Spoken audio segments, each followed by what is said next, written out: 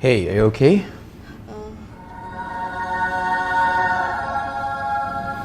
I every day stay in aircon room. Of course not feeling well lah. Let me take a look.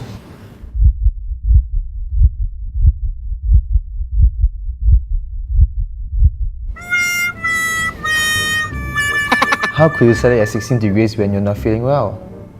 I've told you the most comfortable temperature is between 24 to 25 degrees, and you shouldn't have set it at 16 degrees when you are sick. That's not healthy at all. Sorry lor, but Malaysia is so hot. Don't worry, just take good care of yourself, okay? If you need to know anything about air conditioner, look for your nearest Daikin authorized dealers or visit www.daikin.com.my and you shall get everything you need.